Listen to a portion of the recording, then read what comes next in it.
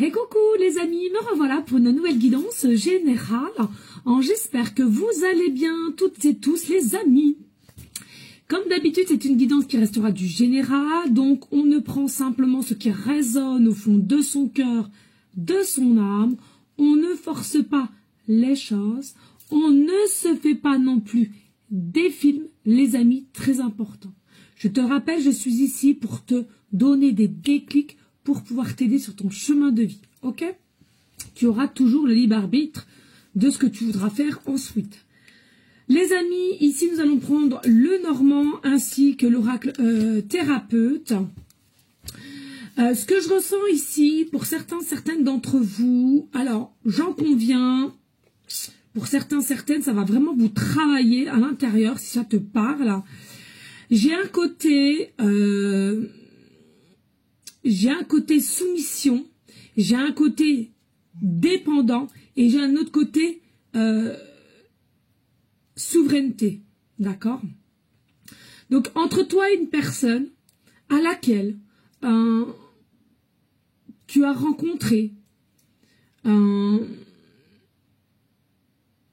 que cela t'a fait déjà un déclic, un coup de foudre, un coup de cœur,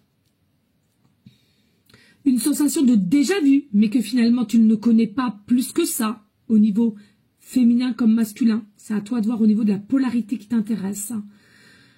Alors, déjà, ce que je ressens, il faut vraiment que tu comprennes, plus tu vas forcer les choses, et plus tu ne contrôleras rien du tout, malgré que des fausses croyances.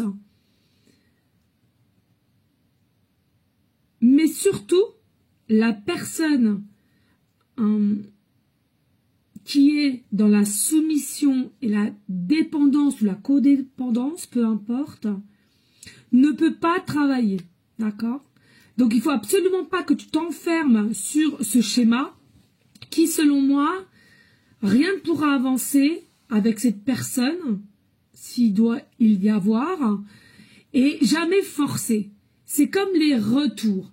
Beaucoup, en ce moment, veux-tu le retour d'un tel? Veux-tu que je fasse ci, cela? Non, on n'a rien à faire, même pas des rituels. C'est de la bêtise. Quand il doit y avoir un retour d'une personne, c'est quelque chose qui t'est prédestiné vers une destinée. Il est en aucun cas souhaitable de faire un rituel qui est, selon moi, encore par forcer les choses. Les énergies, elles viennent. Les énergies, elles vont dans une énergie de liberté, de fluidité. Donc, posez-vous cette question. Je sais, ça fait mal, mais le retour, tu as le droit d'espérer, c'est humain.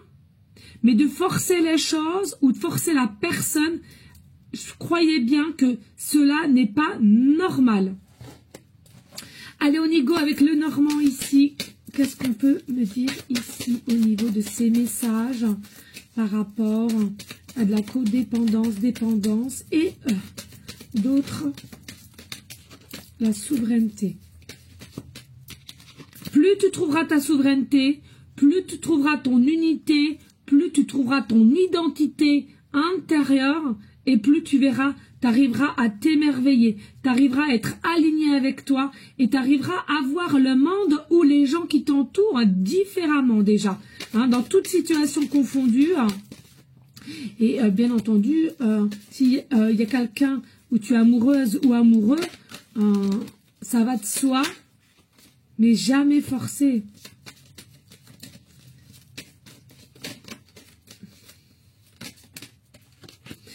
Et ici, qu'est-ce que j'ai au niveau thérapeute?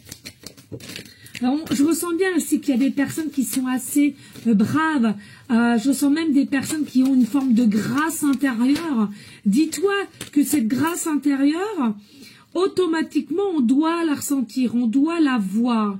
Même si c'est pas dans l'instant T ou plus tard, laisse faire les choses, fais confiance au flot de l'univers. Bien entendu, selon tes croyances. Allez, qu'est-ce qu'on a en haut de deck? On a les cigognes. Tu vois, il y a réellement du changement ici qui va pouvoir se faire. Alors, possiblement un état d'être, de déblocage, d'arrêter d'être dépendant d'une situation de quelqu'un ici, mais trouver ta propre liberté. Envole-toi, va chercher ta propre liberté. La liberté d'être, c'est en aucun cas d'être matrixé par cette société qui vous impose des choses, ou alors addict aussi. Il y a différentes formes d'addiction, hein, mais addict aussi à quelqu'un au niveau sentimental, ça peut être addict à l'alcool, ça peut être addict à la clope, au jeu de grattage, aux réseaux sociaux. Tout ça ne te permettront pas d'être qui tu es et de savoir la valeur que tu as à l'intérieur de toi, qui est ton identité propre. Donc aussi, on t'annonce bien qu'il y a un changement d'état d'esprit, il y a possiblement des déplacements, des déménagements et quelque chose de nouveau qu'on souhaite.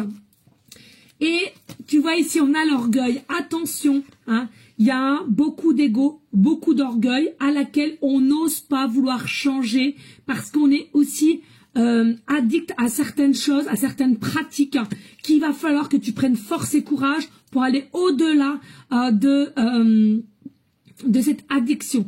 J'en conviens, c'est pas facile, mais il va falloir, je sens cette force en toi, tu pourras le faire. Et tu es peut-être aussi addict à une personne ici, d'où ces messages, ok? Allez, on y go, let's go! J'ai plus avoir beaucoup de temps. Ici, oui, t'es l'étoile. Hein, cette étoile doit te parler. Cette étoile doit te parler. T'es une étoile. Une personne à qui tu penses aussi est une étoile. Alors, bizarrement, généralement, les étoiles sont jaunes, hein, mais moi, je vois une étoile bleue. Alors, l'étoile bleue doit te parler. Est-ce que tu auras un signe avec une étoile bleue, possiblement? Alors, en dessin, en tableau, dans un dessin animé, dans un badge, peu importe, une étoile bleue. En tous les cas, l'étoile t'annonce, tu peux y arriver, tu as une certaine force pour aller au-delà de ce que tu dois être et qui tu es. Et surtout, trouve ta propre souveraineté, d'accord, pour pouvoir déclencher énergétiquement parlant, il doit y avoir avec cette personne ou dans une autre situation, mettre les choses en place. C'est très important. Le forcing, ça n'arrive à rien du tout. Regarde, en plus, on t'annonce ici, oui, en faisant cela, il y a des choses rapides, de la nouveauté qui viennent à toi et à laquelle c'est l'abondance. Hein. L'abondance, donc, possiblement des retrouvailles, de la communication et à laquelle on va comprendre qu'est-ce qui attache l'un à l'autre. Et puis, on a le chiffre 44, toujours et encore, qui me colle à la peau, ce 444 ou 44 ou 4, en ce moment, moi, c'est une dinguerie, je sais pas toi, dis-moi en commentaire.